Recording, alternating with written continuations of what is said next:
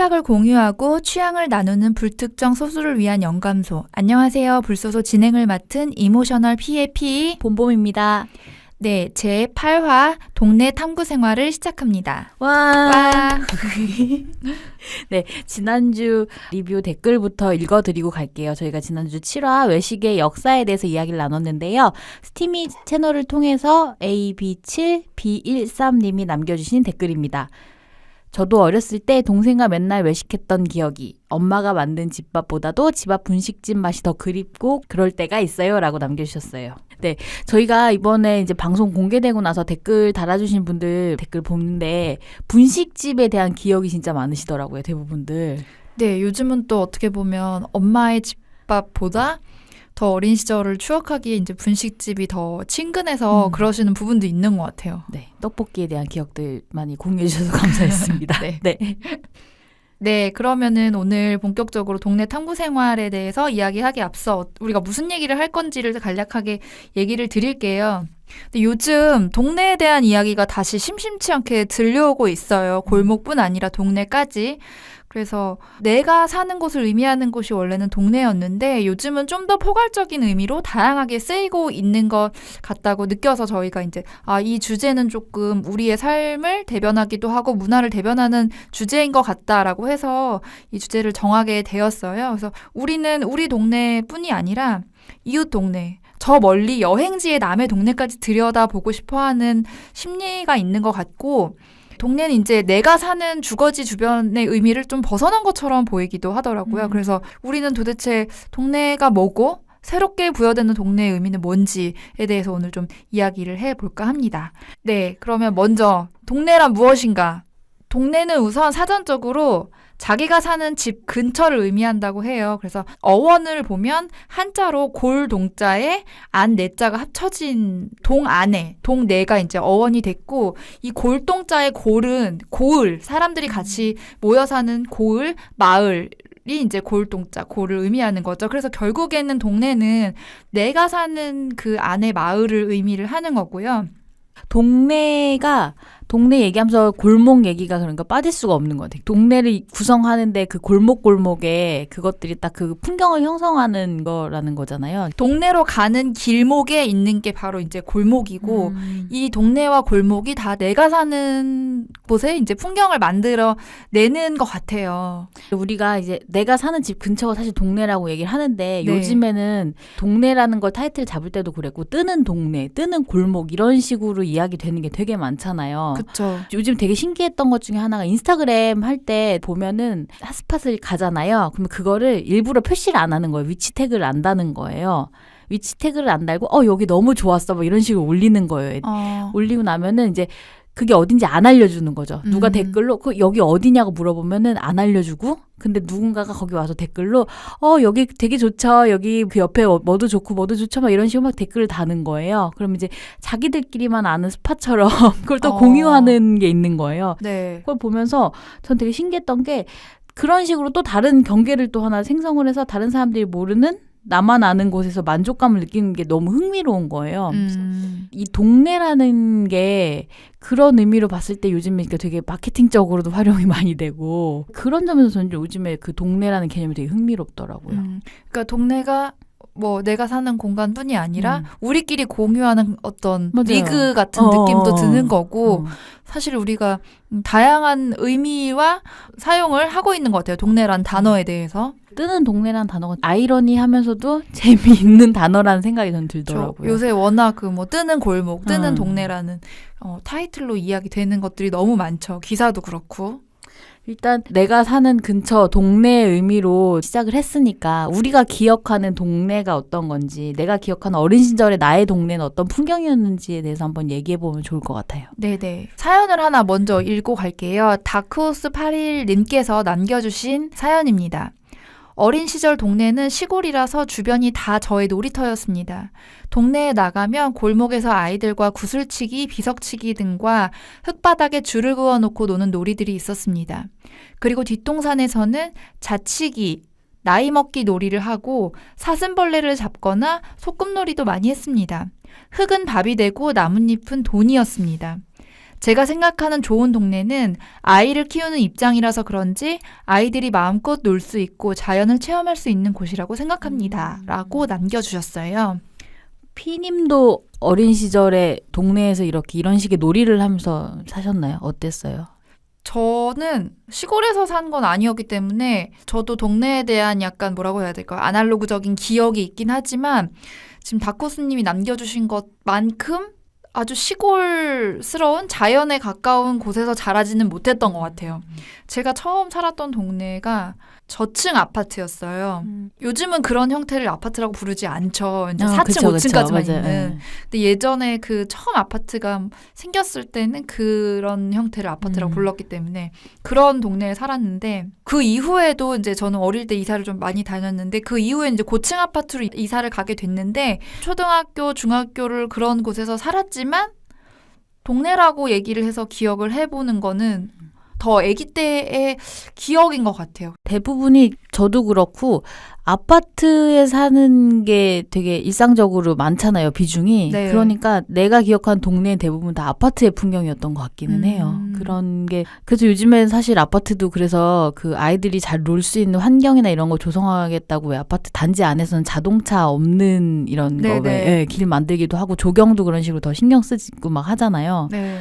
생각해보면 진짜 아파트의 삶이 되게 대부분이었던 것 같아서 내가 딱 이 동네라는 단어를 떠올렸을 때 오는 그 친근함이 바로 이렇게 오는 것 같진 않아요, 사실은. 그게 되게 너무 잘 닦이고 정돈된 공간이기도 하고 사실은 아파트에 살면서 우리는 약간 이웃의 개념이 조금씩 사라졌잖아요. 그쵸, 예전보다. 그래서 좀 뭐 아무리 어떻게 예쁘게 잘 닦아놔도 뭔가 예전에 그 동네의 느낌을 갖기는 좀 어려운 부분이 아닌가 그런 생각이 들고 본범님은 어떤 동네에서 자라셨나요?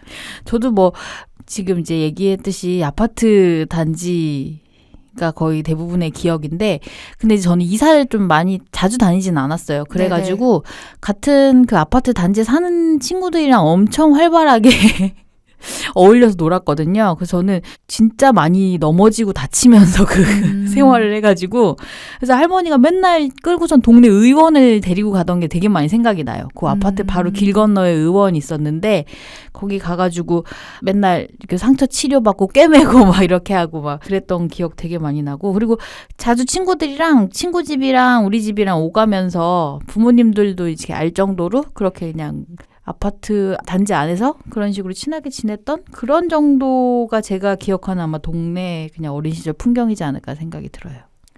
저도 어린 시절 그 동네를 생각하다 보면은 그런 생각이 들더라고요.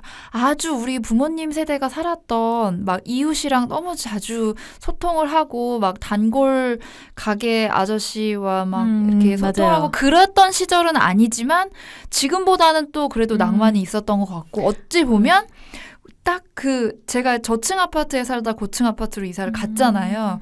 그러니까 그게 약간 고유한 동네의 개념이 조금 사라져가는 타이밍이 내 성장 과정에 있지 않았나. 맞아요. 좀 그런 생각이 그런 그러니까 것 동네가 해체되는 그 과정을 내가 성장하면서 동네 해체라는 이 말이 되게 좀 겪지 않았나. 네. 그러니까 만약에 이웃과 너무 자주 소통을 하고 단골 가게에 맨날 들려서 그 사람과 이야기를 하고 이런 것을 동네라고 한다면 그게 좀 해체되는 시절. 그래서 아주 아기 때는 그런 동네에 살았지만 점점점 크면서는 그런 것들이 조금 사라져서 지금은 내 옆집에는 누가 사는지 모르는. 맞아요. 모르거든요. 저도 저 같은 경우도 그런 내가 사는 동네에 대해서 애착이 덜해진 거는 저는 아마 혼자 생활하면서부터 했던 것 같아요. 그러니까 혼자 생활하다 보니까 약간 안전하고 그런 거에 대한 게 이제 무서움이 좀 있잖아요. 그쵸, 또 세상이 험하긴 해요. 네. 그러다 보니까 회사 생활하고 뭐 하면서 내 활동의 중심이 동네가 아니라 회사 주변으로 이렇게 옮겨지고 뭐 하고 집은 정말로 퇴근하고 이렇게 저녁에 잠깐 잠을 자고 또 아침이면 또 바로 나오고 막 이렇게 되니까 그런 식으로 내가 사는 주변 동네를 더 이렇게 잘 찾고 돌아보고 이걸 잘 안 하게 되는 것 같더라고요. 그래서 왜 동네가 해체됐을까를 전 좀 생각을 해봤는데 네. 우리가 근대화 산업화를 되게 빠르게 겪었잖아요. 네네네. 그래서 그 속에서 이제 사회적 프레임을 막 만들어 왔고 거의 전 국민의 반 이상이 이제 아파트에 생활을 시작했고 그리고 막 신도시들이 막 생겼잖아요. 제가 사실 성장했을 때가 딱 신도시 막 생길 때였거든요.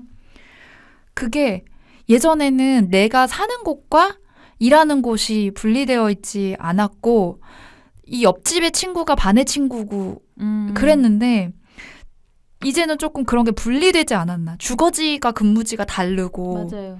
그리고 뭐 효율이나 어떤 편의에 따라서 학교에 갔다 학원에 갔다 상업시설로 갔다 근데 그런 것들이 너무 다 잘 정돈돼서 분리돼 있잖아요. 그러다 보니까 좀 우연히 누구를 마주쳐서 인사를 해서 거기서 한참 얘기를 한다거나 수다를 떤다거나 그러는 것들은 좀 많이 없어진 게 아닌가 그런 생각이 또 들더라고요.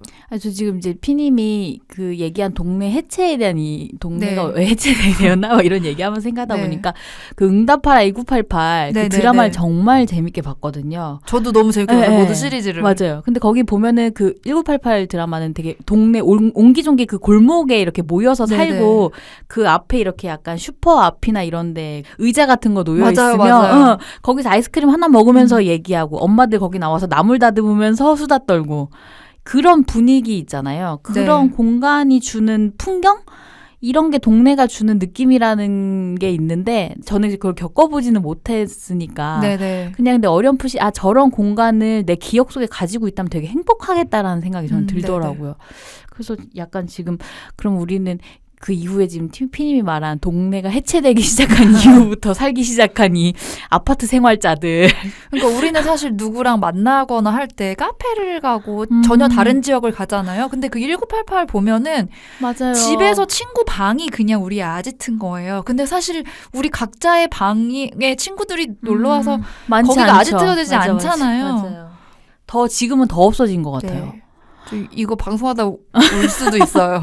근데 오열하면은 그런 줄 아세요. 그런 기억과 그런 시간을 같이 한 사람들이랑 같이 나이 들면서 살아가면서 사는 그 삶을 되게 저도 원업인데 할 수가 없다는 게 참 안타깝네요. 그렇죠. 사실 우리는 너무 빠르게 돌아가는 그 뭐 회사도 다녀야 되고 뭐 아이도 키워야 되고 뭐도 해야 되고 그리고 막 또 그 나이에 따라서 막 이렇게 해야 되는 일같이 이렇게 부여하는 것들이 있으면 남의 눈치도 보고 막 너는 왜 아직 뭘 결혼을 안 했니 애를 안 낳니 뭐 왜 취직을 안 했니 뭐 이런 그 남의 시선에 따라서 빠르게 막 템포에 맞춰서 살다 보니까 이유 신경 쓸 시간이 어딨어요. 그렇게 된 거죠.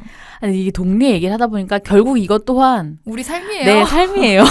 우리는 지금까지 8회를 동안에 거쳐오면서 모든 이야기는 삶의 이야기였던 네네네. 것 같아요. 그게 아마 또 우리의 또 특성이 아닌가 의도를 했든 안 했든 그런 생각이 들고 그리고 제가 이제 지금 읽고 있는 책이 하나 있는데 그 많은 분들이 아실 거예요. 알술신잡에서 출연하셨던 건축가 유현진 교수님. 네.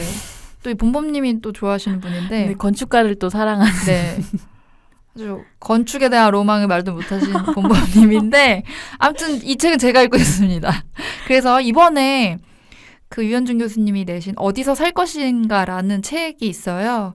그래서 사실 저는 베스트셀러 책에 대한 좀 반항심이 있어서 잘 안 읽는데 너무 또 그러다 보니까 오히려 놓치는 것들이 많아지더라고요. 그래서 읽어보고 있는데 건축학적인 개념이라기보다는 건축을 다 되게 사회학적인 어떤 접근 방식으로 우리의 삶에 대해서 이야기를 하기 때문에 건축에 관심이 없는 사람이 읽어도 저는 좋은 책이라고 생각이 돼서 지금 읽고 있어요. 그래서 아직 초반을 읽고 있기 때문에 이제 이 책이 어떻다고 말하기는 어렵고 이제 여기서 동네와 관련된 얘기가 하나 나오는데 과거에는 이웃들이 골목길에서 만났다는 거죠. 근데 지금은 아파트 복도를 사이에 두고 이제 소통이 사라졌다는 거예요. 아파트에는 마당이나 골목이 없잖아요. 그래서 마당 대신 거실에서 TV를 보고 골목길 대신 복도에서 시간을 보내게 된다는 이야기를 하시더라고요. 그래서 유현준 교수님 책에서.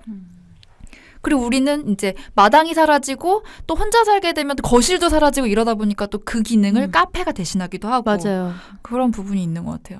건축이 사람이 사는, 사람이 머무는 공간을 만드는 거잖아요. 그러다 보니까 이런 관점으로 이야기가 될 수밖에 없는 것 같아요. 그리고 사람들이 요새 어떻게 살아가는가가 그대로 반영이 되잖아요. 맞아요. 예.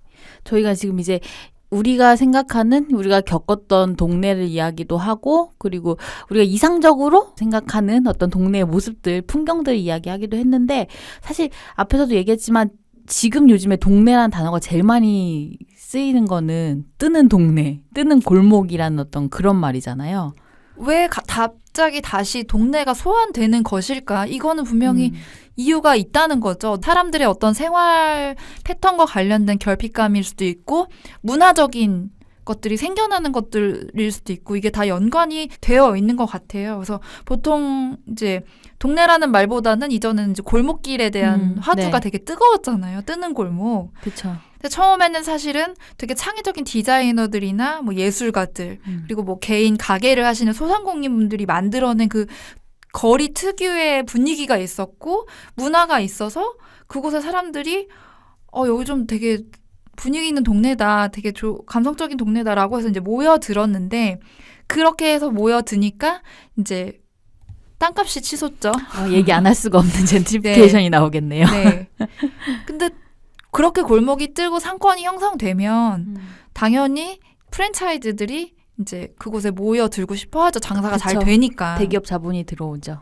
그러다 보면은 건물주들은 임대료를 올리시겠죠. 건물주의 아니죠. 조물주의 조물주의 건물주가요? 건물주요. 그러면 근데 원래 그 거리에 문화를 만들었던 새 들어있던 많은 예술가, 디자이너, 뭐 소상공인들은 임대료 때문에 더 이상 버틸 수가 없는 거죠. 그렇게 해서 다른 지역으로 옮기면 또 그 자리는 또 그런 식으로 돌아가는 거죠. 익히 다 알고 있죠. 홍대든 삼청동이든 신사동이든 익선동도 사실 그렇고 네네. 그런 형태가 되어가는 게 사실 있었는데 저 요즘에 뜨는 동네로 만약에 이제 뭘 찾잖아요. 그러면은 대부분 나오는 게 내가 사는 주변에 어떤 익숙함에 보여지는 풍경이 아니라 핫한 서점이 하나는 있어야 되고 어떤 디저트를 즐길 수 있는 유명 카페? 그런 커피 전문점은 있어야 되고 그리고 뭔가 취향적이라는 말을 막 붙여놓은 제품을 판매하는 매장들이 이렇게 줄지어 있는 곳. 그러니까 동네나 네. 골목이 너무 상권으로만 좀 네, 그런 것 같아요. 그러니까 상권이 당연히 중요하고 그 일부인데 상권만 부각이 되고 그 다른 요소들은 너무 다 뭐라고 해야 될까요? 중요시되지 않으니까 그냥 상권으로 그렇게 단발적으로 생기면 오래 가지 못한다는 거죠.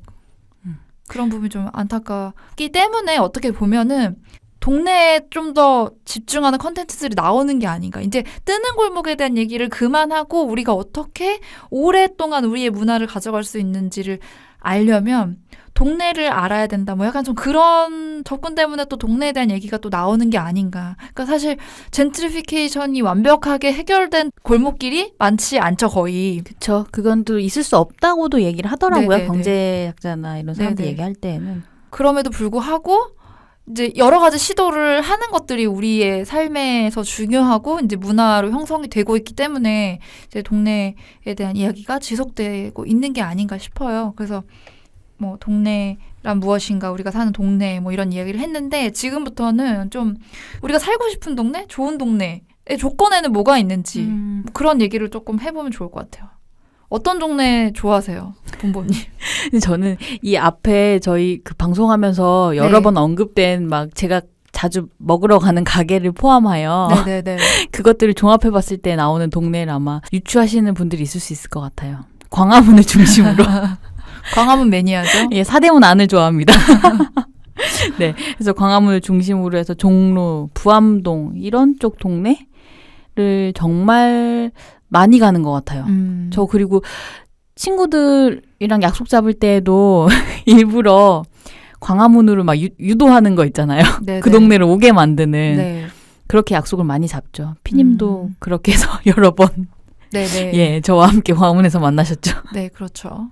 그쪽으로 오는 게 제가 약간 안정감이 느껴진다고 해야 되나? 원래 그쪽 근처에 살기는 했는데 그렇게 오래 살진 않았어요. 한 3년 정도 살긴 했지만 그 이전에도 그렇고 글로 이제 뭐 공부를 하러 왔다 갔다 하는 길이기도 해서 그랬는지 모르겠는데 한 8, 9년째 계속 그 동네에만 머물면서 노는 것 같아요. 저는 대부분. 그게 이제 우리가 뭐 직장이나 이런 부분들 때문에 좋아하는 동네에 산다는 게 어려워졌잖아요. 그러다 보니까 또 내가 주말에 약속을 잡아서 친구를 만날 때라도 내가 좋아하는 동네를 또 가고 싶어하는 부분이 있지 않나 그런 생각이 좀 드는 것 같아요. 이번에 이제 좋아하는 동네, 내가 좋아하는 동네, 그리고 조건이 뭐지라는 생각을 하면서 보다 보니까 제가 이제 부암동을 되게 좋아하는 그 이유가 네. 거기 이제 가면은 되게 곳곳에 가볼 만한 곳들이 되게 많잖아요. 네네. 윤동주 문학관도 있고 네. 윤동주 문학관 그 옆에 계단으로 이렇게 해서 올라가면 노천으로 카페에 있어요. 네. 그럼 이제 거기가 커피가 맛있다 뭐 이런 거라기보다는 올라가면 이렇게 바람개비 막 이렇게 돌아가거든요. 그럼 네네. 거기서 내려다보는 풍경이 정말 예뻐요. 그러니까 한 3-4시간도 내가 멍을 잡고 있을 수 있는 거죠. 멍 잡고 그냥 가만히 있어서 날씨를 느낄 수 있는 거, 바람 같은 거 느낄 수 있고 그런 장소가 있다는 거. 그리고 이렇게 걷다 보면 왜 환기미술관도 있고 네. 또 맛집도 많잖아요. 거기 주변에. 네. 그리고 그 길 따라서 반대로 이렇게 쭉 내려오면은 청와대 가는 길로 연결되거든요. 그러니까 산책하기가 너무 좋아요. 아침 시간에 막 슬렁슬렁 돌아다니기 너무 좋고 그런 식으로 약간 부담스럽지 않은 규모의 가게들이 있고 그렇게 폭이 넓지 않은 도보길이 있고 편히 내리막으로 산책하면서 내려올 수 있는 거 볼 수 있는 달라지는 풍경들이 되게 많은 거 그런 게 제가 생각할 때 좋은 동네인 건가라는 생각이 들더라고요. 피님은 어떤 동네를 좋아하세요? 근데 저는 사실 내가 애정하는 동네가 있나 자주 가고 그러는 데는 연남동이나 성수동 이런 데를 자주 가고 좋아하는 편이긴 한데 저도 약간 이제 일적으로 또 트렌드를 하고 하다 보니까 일상적인 어떤 애정보다는 새로운 공간, 이 동네가 어떻게 변화해가는지를 보고 싶고 컨셉으로서 경험하고 싶고 그런 부분이 커서 가는 것 같아요. 그래서 특별하게 그 익숙하고 내 일상적으로 이렇게 좋아하는 애정하는 동네는 사실은 저는 있지는 않은 것 같다는 생각이 또 들었고 물레동도 이제 제가 지켜보고 있는 동네 중에 하나인데 네. 물레동이 사실은 주목받는 동네이기는 하나 다른 핫한 동네에 비해서 막 빠르게 변화하고 있지는 않아요. 나름 또 빠르게 변화를 하고 있긴 하지만 네네. 상대적으로 봤을 때 그리고 그 철공소도 아직까지도 많이 운영이 되고 맞아요. 있고 많이 남아있죠.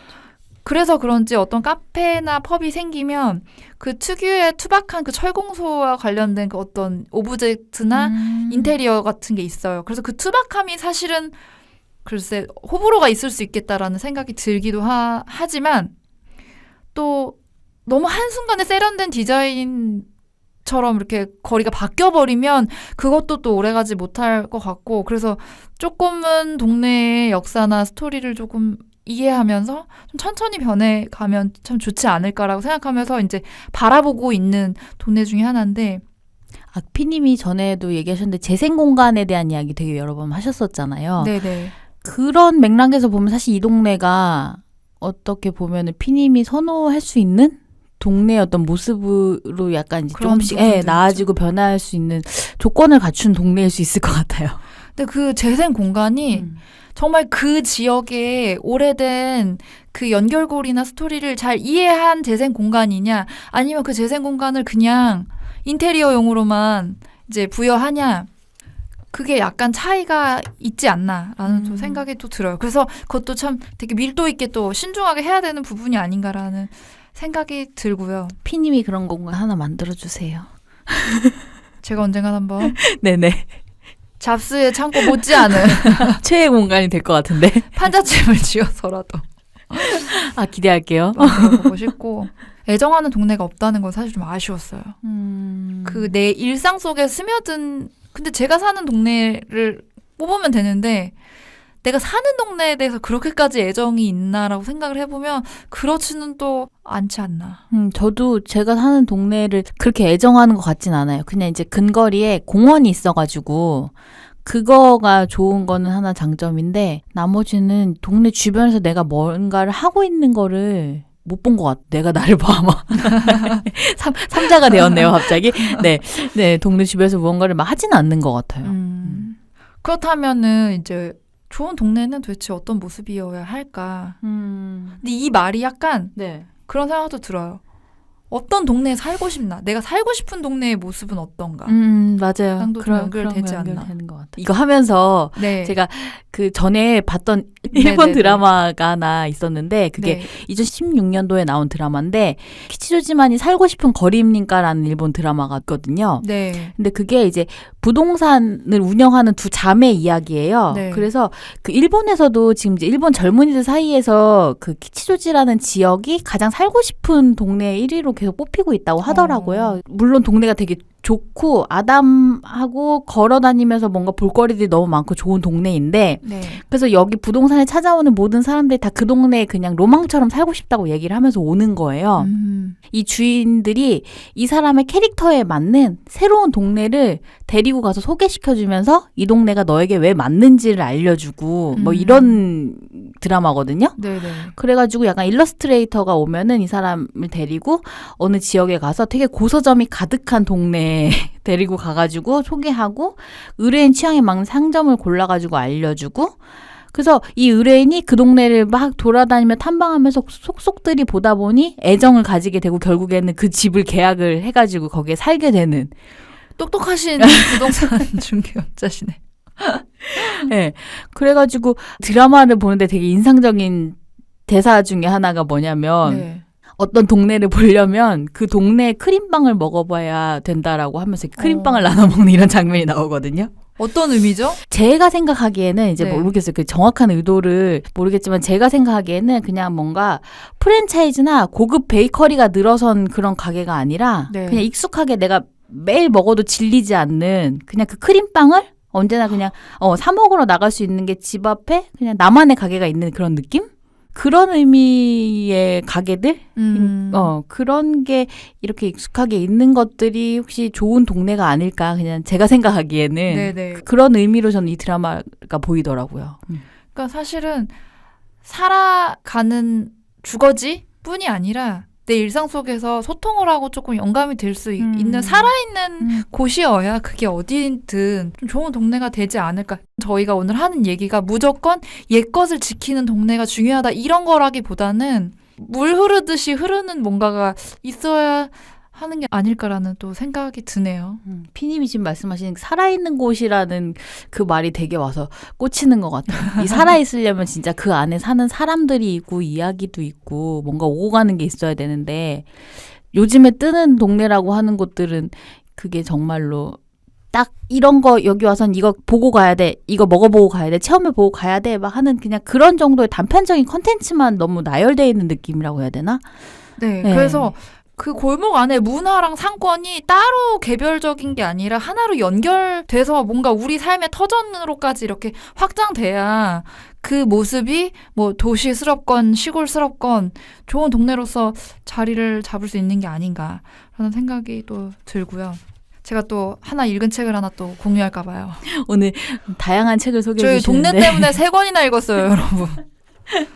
이 책은 다 읽은 책인데 그 호리베 아스시라는 분이 쓰신 책이에요. 거리를 바꾸는 작은 가게. 그래서 이분이 어떤 분이냐면은 교토에 그 게이분샤 이치조지점 유명해서 사실 아시는 분들도 있으실 텐데 이곳의 서점에 아르바이트로 시작해서 15년을 일해서 점장을 하다가 나와서 세이코샤라는 서점을 차리신 분이에요. 교토에서 살고 대학도 나오고 여기서 아르바이트를 하던 게 내 직업이 돼서 또 내 서점을 갖게 된 분인데 사실 우리가 교토에 갔을 때 이 두 서점을 다 갔죠. 네, 맞아요. 근데 이제 이 책은 약간 저는 상권을 이야기하는 책이라고 예상을 했어요. 왜냐면은 그 교토의 게이분샤 이치조지점 서점 때문에 그 주변에 좀 상권이 살아나면서 다른 카페도 생기고 다른 음식점도 생기고 그래서 그 거리가 되게 활성화되었거든요. 그래서 그걸로 되게 유명해진 또 서점이기 때문에 상권의 약간 전략 이런 것들이 더 많이 나올 거라고 예상을 했는데 이분은 교토라는 도시가 어떤 특징을 가졌고 교토의 사람들이 어떤 기질을 가졌는지 그 동네의 어떤 특성을 이해해야 된다고 이야기를 하면서 그거에 대한 설명이 거의 책의 대부분이에요. 그래서 동네랑 같이 호흡하면서 지내고 있는 서점이나 레코드샵이나 카페나 술집의 그 주인들의 이야기를 이렇게 엮어내셨더라고요. 그래서 하는 얘기가 요즘은 카페나 음식점 같은 거를 하나의 목적지로 삼고 경험을 하려고 하잖아요. 근데 네네네. 동네와 거리가 계속 유지가 되고 선순환적으로 문화를 형성하려면은 그냥 내 일상 같아야 된다는 거예요. 내 아침을 먹는 공간처럼 점심을 먹는 공간처럼 내 일상 속에 스며들어가서 자연스럽게 모든 공간이 자리해야 거기서 새로운 문화가 또 형성이 되고 소통을 할 수 있는 어떤 플랫폼이 된다는 이야기를 하더라고요. 되게 많이 공감을 했던 책인데 이게 현실적으로 모든 도시와 골목길, 동네에 적용이 되지 않는다고 하더라도 약간 우리가 앞으로 동네를 되찾고 싶다면 어떤 방향을 가야 되는지를 좀 이야기해 주는 게 아닌가라는 생각이 들어요. 얘기하시면서 상권에 대한 거나 이런 얘기가 더 많이 나올 거라고 예상을 하셨다고 했잖아요. 네. 근데 우리 지금 생각해보면은 이런 콘텐츠를 찾거나 뭔가를 하려고 하는 회사나 어떤 사람들이 시장조사를 가도 그런 개념으로 시장조사를 가잖아요. 네. KBC를 가도 얘네가 물건 어떻게 이렇게 해놨는지 큐레이션과 콘텐츠 맞아요. 이런 걸로 보는 거죠. 그죠. 서점의 개념으로 이제 딱 보면서 이게 어떻게 보면은 얘네한테는 그냥 일상적으로 그냥 내가 들리는 일상의 공간인데 우리는 개념을 그냥 이걸 너무 딱 상권 분석적으로 가져가려고 하다 보니까 얻어올 수 있는 게 그러면 사실 한정적일 수밖에 왜냐하면은 없잖아요. 우리의 골목길은 교토의 분위기랑 다르고 다른 라이프 스타일과 다른 맞아요. 성질을 가진 사람들이 모여 있는 곳이면 우린 또 우리에 맞게 해야 될 부분이 있는 거잖아요. 근데 그걸 너무 그대로 이제 만약에 카피를 하려고 한다고 하면 그게 되게 단발적인 컨셉이 될 수밖에 없는 부분이 좀 있는 것 같아요. 저희 그 세이코시아 서점 갔을 때에도 네. 거기가 되게 작잖아요. 네. 골목 중간에 작게 있는 서점인데 저희는 이제 외지인으로 여행을 간 거니까 네. 그래서 전 사실 딱 갔을 때 외지인이 느끼는 불편함? 네. 그런 감정이 있었어요. 네네. 근데 그게 불편하지만 뭐 때문인지 알 것 같은 불편함인 거예요. 그러니까 거기는 동네 주민을 위한 정말로 딱 구성이 되어 있는 곳이니까 음악도 그렇고 뭐 소품도 그렇고 그냥 지나가는 사람들이 자전거 끌고 타고 지나가다 문 앞에다 놓고 잠깐 들어서 책 보고 주인이랑 담소를 나누는 그런 공간으로 활용되는 건데 저 같은 이제 여행객들은 지도에 찍고 찾아가가지고 문 열고 들어가가지고 뭐 있지 막 두리번 해가지고 빨리빨리 훑어보고 이렇게 하는 공간으로 생각하니까 당연히 불편할 수밖에 없는 것 같더라고요. 네. 그래서 어떻게 보면 우리 그런 그 마음가짐 있잖아요. 손님이 왕이다. 근데 이런 동네나 상점들이 이야기하는 거는 그냥 우리 사람과 사람의 관계의 일이기 때문에 뭐라고 해야 될까요? 주인이든 손님이든 다 이 동네 사람이고 다 똑같은 우리 각자의 삶이 있는 사람이면 손님이라고 해서 내가 돈 내는 사람이라고 해서 그 사람을 하대할 수도 없는 거고 내가 이 가게 주인이라고 해서 손님을 또 하대할 수도 없는 거고 그런 게 아닐까. 우리 너무 또 돈을 내면 그 서비스 물론 서비스가 너무 중요하지만 너무 약간 계산적인 또 접근을 하고 있지는 않은가라는 생각도 들더라고요.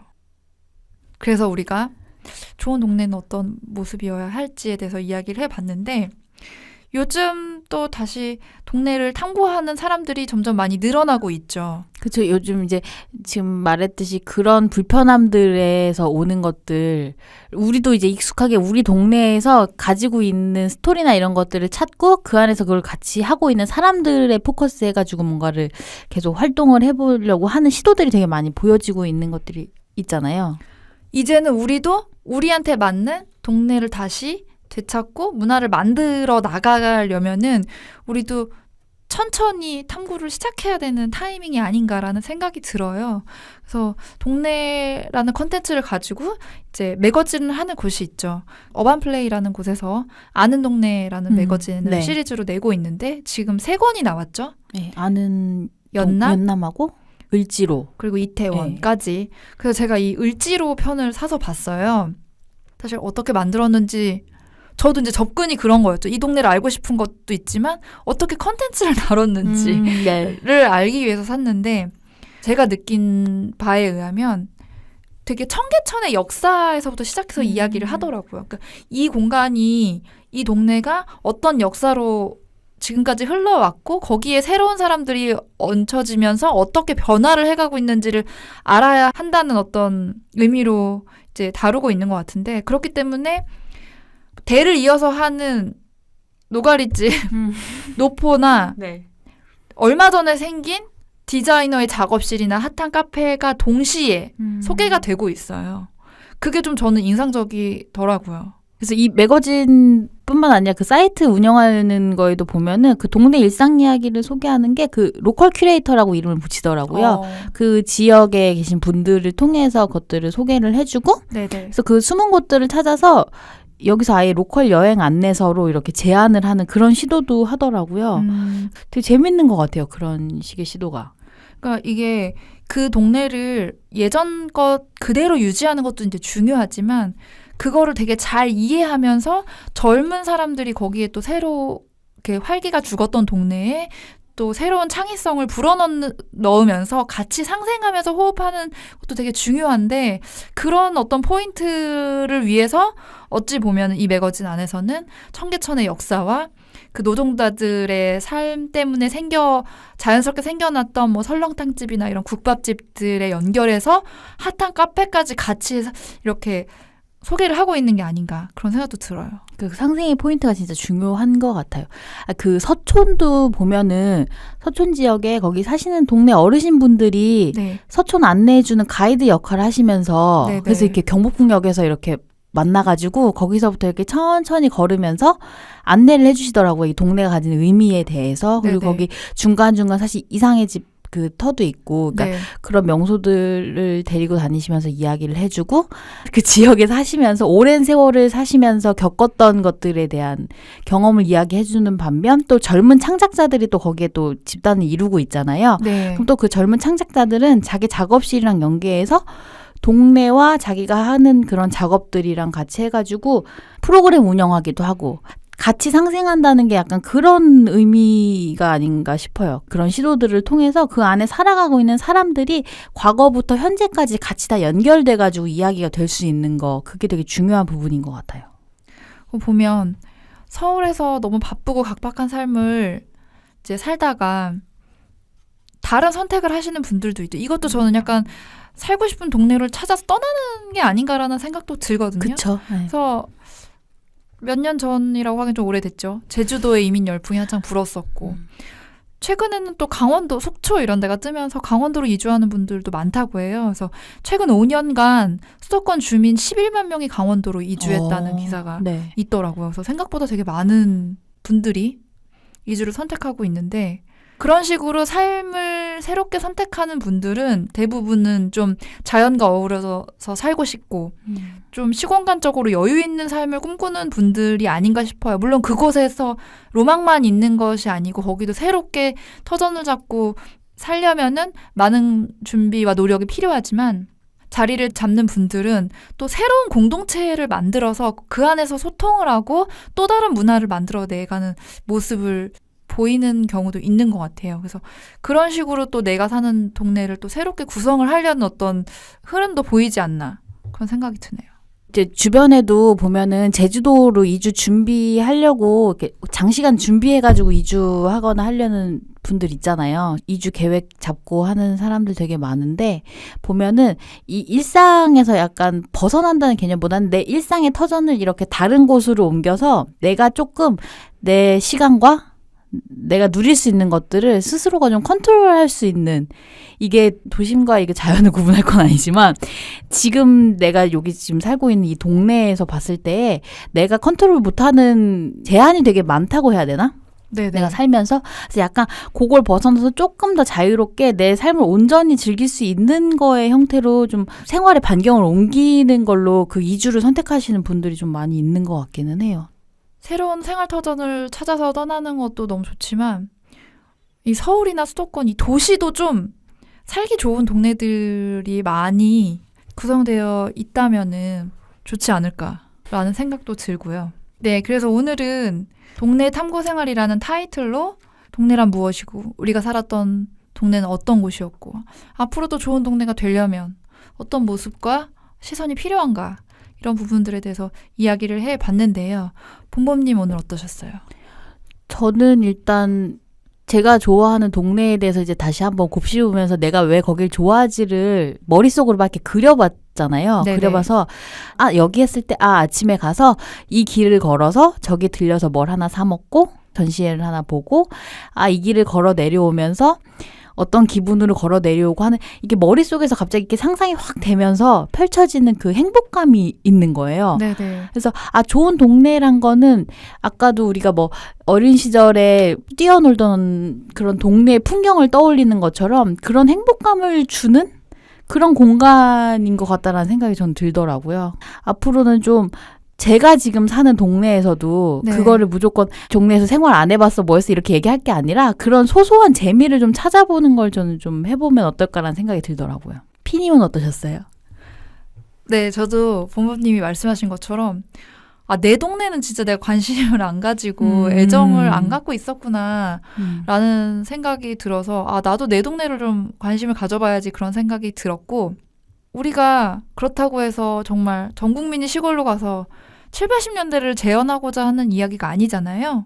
그래서 우리가 살아가는 이 문화와 라이프 스타일 속에서 동네스러움을 좀 추구하는 것이 필요하지 않나. 그래서 매력적인 동네를 바라보는 시선이 상권이 중심이 될 게 아니라 우리의 문화와 우리의 삶이 중심이 되고 내가 사는 터전이라는 관점으로 좀 바라봐야 되는 부분이 있지 않을까. 그래야 각자 되게 다양한 생각을 가진 사람들이 공존을 할 수 있고 그런 것들이 어떤 소통을 하는 또 모임의 터전이 되지 않을까.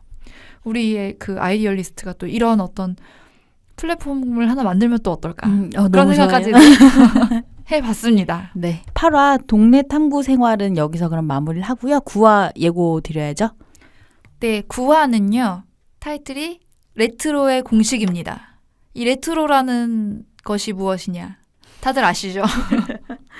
언제나 보면 향수를 자극하고 어린 시절을 떠올리게 하고 뭔가 복고스러운 것을 재현하는 것들이 항상 문화적으로 또 오고 우리에게 어떤 새로운 영감이 되는 것 같아요. 그리고 우리는 좀 성인이 돼가면서 언젠가부터는 또 어린 시절을 추억하는 컨텐츠들을 되게 마음을 뺏기기도 하잖아요. 그 응답하라 1988의 열풍도 그런 것들을 반영하는 것 중에 하나였던 것 같아요. 그래서 레트로라는 것을 상징적으로 이야기를 하는데 레트로란 뭘까? 우리는 어떤 것의 향수를 느끼는가? 이 향수에 대해서 좀 이야기를 해볼까 봐요. 네, 그래서 관련한 이야기들 저희 댓글을 통해서 많이 참여해 주시면 좋을 것 같고요. 불소소는 팟빵, 팟캐스트, 유튜브 그리고 스티미 채널을 통해서 공개가 되고요. 인스타그램과 페이스북으로도 계정이 있습니다. 그리고 사연은 메일로도 받고 있는데요. 메일은 ideal-list@naver.com이고요. 그래서 많은 사연 관심 부탁드립니다. 네, 생각을 공유하고 취향을 나누는 불특정 소수를 위한 영감소 8화 동네 탐구 생활을 마치겠습니다. 지금까지 이모셔널 PF 봄봄이었습니다. 안녕히 계세요.